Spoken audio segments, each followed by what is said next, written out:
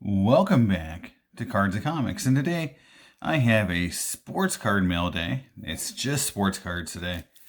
And, I got some cool stuff in. I've been on a kind of a 90s nostalgia trip for the last couple weeks, and I'll start showing some of the cards I've been getting.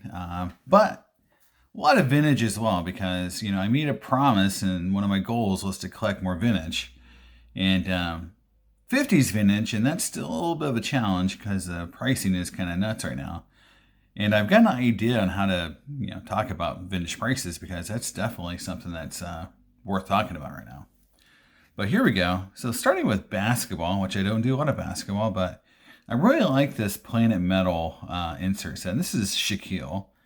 And it's surprising me how cheap these inserts are for some of the top tier Hall of Famers.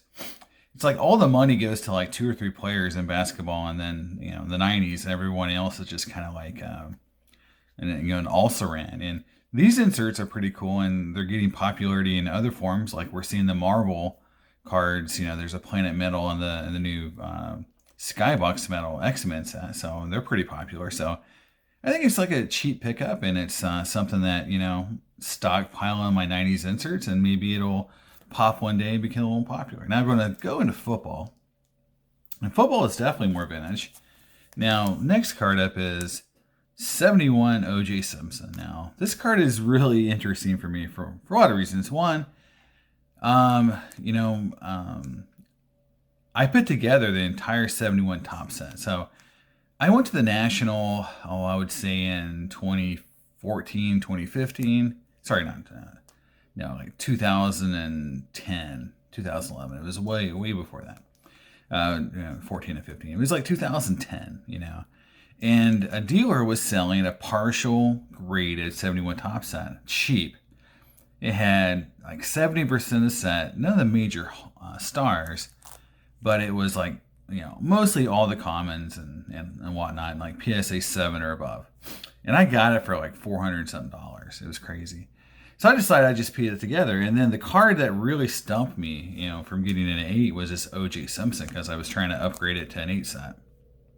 And this card is just crazy hard to find in high grade. And I think the reasons why, when I went and looked at it, was it's a corner card on a sheet. And that means it's really hard to find centered. And this one is a super nice centered 7, so I just went ahead and grabbed it. And, it was just one of those cards that I saw. And I just know that if I ever want to put that 71 set together, and the reason why I put the 71 set together, A, is because it's a really cool looking set. But it's got 2 Pittsburgh Steelers Hall of Fame rookie cards in it. And, Joe Green and Terry Bradshaw. And it made the set just really cool. So that card is really tough. The other card I picked up was just kind of an impulse purchase, but it was so cheap. I decided to grab it, and it's this Sammy Baugh 48 leaf. And I don't do a lot of 48 leaves. A running joke I say a lot in my channels is how trimmed the 48 leaf set is, because if you go on Blowout, you'll see just over and over and over in the vintage where this set gets trimmed. And you can see why, is how wide these borders are. And there's no standard size for these cards, meaning that you can get cards that are very different in size from the factory, and so it's hard to really tell if the card's short or not. Now this card obviously has a crease right here, so it's a 2.5, but I just think it's a really cool looking card. It's centered pretty nice, presents really well. For 2.5, it's a pretty cool card. Now I'm going to move on into baseball, and we're going to start here with a card I really loved as a kid. This is the 93 Score Select Traded Rookie of the Year, and this card, I believe these were unannounced inserts, from what I remember. That Piazza was such a hot rookie, they wanted to get him into a set.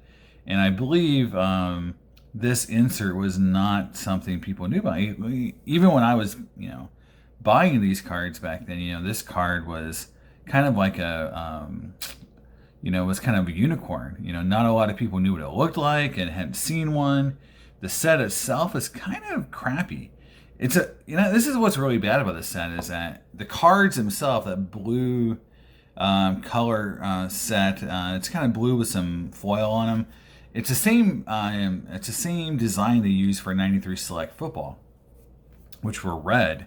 And I love the design of the set, but the cards aren't worth anything. And I opened a box of it on my channel looking for the Nolan Ryan because there's a Nolan Ryan insert. And I never pulled the Nolan Ryan, the Piazza, nothing. So I ended up buying the Ryan, and so now I've got the Piazza. So it's not the highest grade, but it's a cool card, and it's really nostalgia for me because, I remember as a kid trying to just see the card and find it, and it was just so hard. And just to be able to get one now for whatever it was, a couple bucks, it feels good, and it's like a card that maybe me and 30 other dudes like. I don't know, but it's a cool card for me. Next up is a card that, really as a kid, these Cosigner Stadium Club cards were, again, you didn't see them very often. And, there was a lot of combinations of players you could get. And I will say this, 5 or 6 years ago, this was not very popular because I remember the one when I was growing up, the one that was really popular was the Nomar Garcia Parra and Jeter because they were both looking like big-time Hall of Famers. Then Garcia Parra fell off. And Scott Rowland is now on the cusp of being a Hall of Famer. Many people are speculating he'll be in next year. And so I think, having the Jeter with another Hall of Famer makes this card really cool. And it's a good grade. It's a 10 auto, the 9.5. These cosigners are tough in terms of just how condition sensitive that auto is. So finding, really nice autos and condition at the same time is tough. And so this is a cool card for me. I've been speculating on Scott Rowland for a little bit. And I'm a Derek Jeter collector to some extent. He's kind of like my 4th or 5th, player I collect in terms of ranking. Like he's definitely below Griffey. But I pick him up when I can see some cool cards of his come up. And I've got quite a few autos, actually. So... next up is a card that I picked up just because I felt like, it went so cheap. These Prism Refractors are really pretty. They're not, I think, the rarest of the refractors to pick up, but I think they look nice, and this one went pretty cheap. Now, I have the Sapphire Topps Chrome, and I'm getting ready to send that off to PSA. And so I've got it and the Ohtani both. So I've got this... was the 18 Ohtani and the 19 Vlad Sapphire rookie cards. And I've had them raw for a long time because obviously PSA has been down. But I think both of them are worth $100 to send them in to get graded. So I'm going to do that. I tried to get into the old grading queue for the economy last week, and I just, obviously a lot of people tried and failed. Next up are two cards I showcased in my O-Pee-Chee video I just did. And so I'm going to show them off again because they both came in this week. But one of them is a 68 Topps Willie Mays PSA 7, and one of them is a 68 O-Pee-Chee SGC 88. And, one thing is just they're both pretty nice. The Topps is a little off center, but it's a, in my opinion, pretty nice for the grade. Again, off center a little bit, top to bottom and left to right. So I don't think it's going to win the awesome eye appeal award for a lot of people, but it's got great gloss. It's got a nice back, and it's, Mays cards are getting harder and harder to get. And I think a lot of people will take that instead of paying $700-800 for the 8. And then here's the O-Pee-Chee. And again, I did a whole video on O-Pee-Chee cards. Hopefully you guys check it out. I talk about just how rare these cards are. And I looked on the SGC pop report because I used PSA as my comparison. But there's very few O-Pee-Chee cards graded by SGC as well. Literally 1 or 2 per Hall of Famer, mostly. So even the SGC pop counts aren't going to really make a big difference in terms of total availability. Again, just really rare card. And the 66 just sold. So the 66 Willie Mays PSA 8 just sold.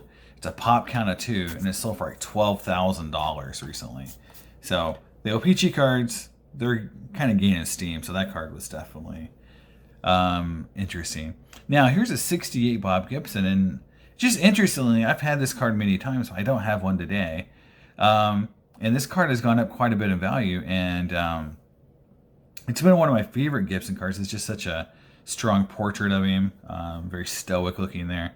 And also, this is the year after they won the World Series, and you can see he actually got hurt a little bit that year. It was 13-7. I think this is the year that he was hit in the leg with a line drive, and I think it broke his leg, and he finished the inning and still pitched on a broken leg. So I think this is that year when he was 13-7. And the year before that, he was 21-12. So yeah, he had, and then I think right after this is when he had that crazy year where he had like a sub-2 ERA. So, and they changed the mound because of pitchers like him. So next up is a really cool card that I'm really excited about because I just like having some doubles around to take to card shows, and this card is always a card that does really well when I take it. You know, when I have doubles of it, it's a 68 O-Pee-Chee, or sorry, 68 Tops. Oh man, I wish it was O-Pee-Chee. Roberto Clemente. Now this card is obviously a little off center. Again, these cards can be off center, 68 especially, but it presents really well. And 68s have this habit because of the burlap style, and the corners it's easy to hide wear. And so you got to kind of look on the back to really see wear. And this one does not have much whiting on the back around those corners. So this is a very strong candidate to get crossed over, at least to a PSA 7.